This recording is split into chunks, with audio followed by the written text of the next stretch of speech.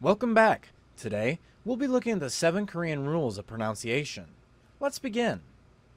First of all, these rules of pronunciation occur all the time, to the point where if you pronounce a word incorrectly, you could look a bit strange. Here are all the rules, often called Patsim rules, listed here on the screen. They may look intimidating, but trust me, in this video, you'll understand them all pretty easily. The first rule is the most simple one, which is when there is an aspirated consonant, kiet, tiet, chiet, or piep in the patsim, then it is pronounced the way that its non-aspirated equivalent is. So this word is pronounced eep, this word is pronounced meet, and this last word is pronounced ok.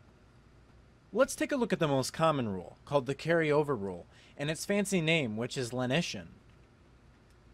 Lenition occurs when there are 2 characters. In all of these rules, there has to be at least 2 characters, with the first one having a patsim, i.e. a bottom consonant. Lenition happens when the second character begins with the consonant iung, and the first character has a patsim. When this happens, the patsim of the first character will replace the iung to make the pronunciation more fluid. For example, the word for language is this. The first character has the patsim character nian, and the next character starts with an iung. So the nian replaces the iung, and the pronunciation of this word becomes ono. Similarly, let's look at this word, which is the word first, with the topic marking particle un attached to it. Usually the shiot would make a T sound, but the shiot replaces the iung, so it is pronounced chosun. The second rule is called the reinforcement rule, also known as fortis. Fortis occurs when the patsim of the first character is the same as the consonant that begins the next character, like in this word, meaning nation. When this happens, the consonant will become doubled, so the word on the screen is pronounced kuka. Similarly, this word meaning legal is pronounced habot. This rule also occurs when the character makes a different sound. You should know that shiat, jiat, and tiat in the patsim make the sound that digat makes. So in the word on screen, which means to laugh, the shiat is pronounced like a digat. In this case, we also have a fortis occurring as the sound is the same. So the word is pronounced uta. The third rule is called aspiration. Before we get into this rule, you should know that the aspirated consonants are kiet, tiet, piep, and chiet. This is because when you pronounce them, a short burst of air comes out of your mouth. These letters are from giot, digut, biep, and tiet respectively. The rule occurs when the patsim of the first character is either giot, digut, biep, or tiet, and the second character begins with a consonant hiet. When this happens, the character that was in the patsim will become its aspirated equivalent. By the way, it doesn't matter which position the characters are in. So this word, which means to be eaten, is originally pronounced mokida, but with this rule, the giot will become a kiet, so the verb is pronounced mokida. Similarly, this word means roll. It is originally pronounced yokhal, but with this rule, the word is pronounced yokhal. Remember what I said about the position not mattering? This verb means to be many, and there is the character hiet in the double consonant of the first character, with a consonant digut in the next syllable. This means that this is just pronounced manta.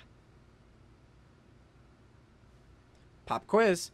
Pronounce the words on screen using the rules you just learned. Mashisoyo. Ita.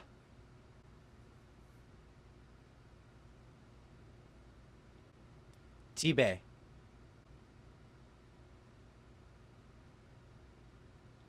Jota. Good.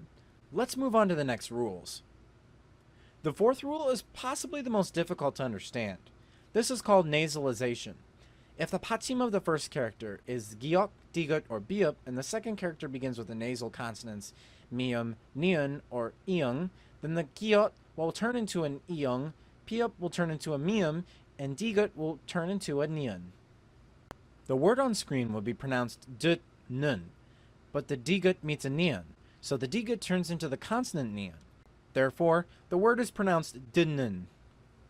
This is a similar phrase, right? It's thank you.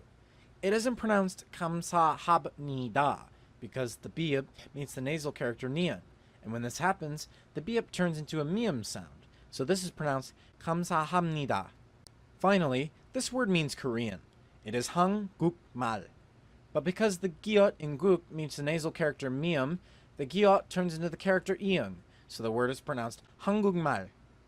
Also, the word apmun is pronounced abmun, and because we have a biup running into a mium, it is pronounced ammun.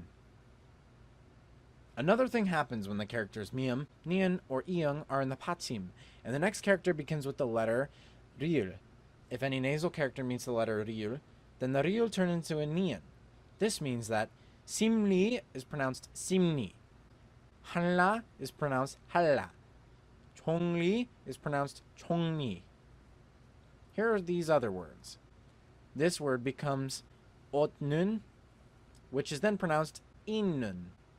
This word becomes apnayo, which is then pronounced omnayo. This word becomes myotnyon, which is then pronounced myonyon. Pronounce these words. You have 5 seconds to find out what they are. Go! 학년, 나뭇잎.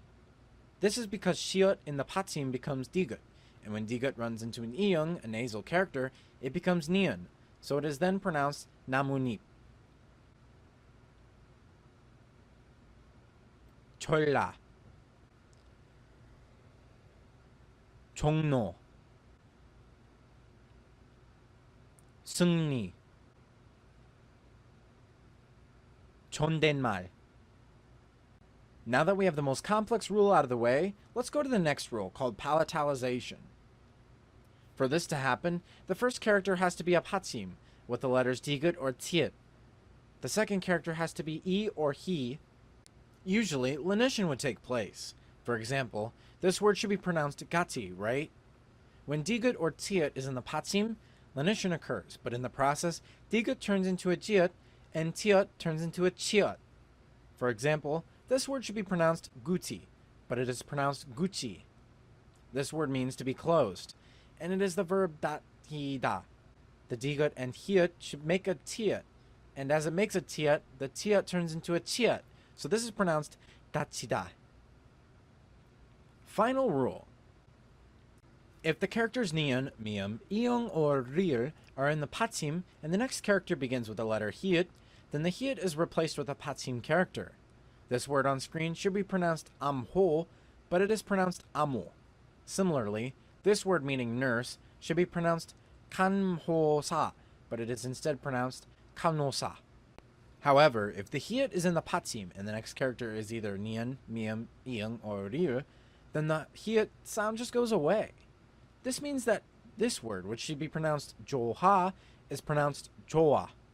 Similarly, the word noaso is pronounced noaso. Finally, we made it. Now, let's test your memory. Pronounce the following words. You'll have 5 seconds to do each one. Go! 변호사, 노타, 독림. This is because when kiot meets ryul, the ryul turns into a nion. Then the giot meets nion, so the giot turns into an iong sound. So this is pronounced 독림.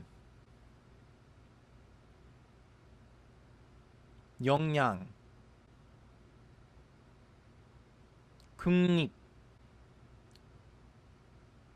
많아요, 드지, 있기, 식량, 좋아요, 전화. If you got all of these correct, give yourself a pat on the back. You've done really well. And now you have all of the Korean pronunciation rules in mind. This video covered all the rules and what you need to know, so thank you so much for watching, and I'll see you next time. 나중에 봐.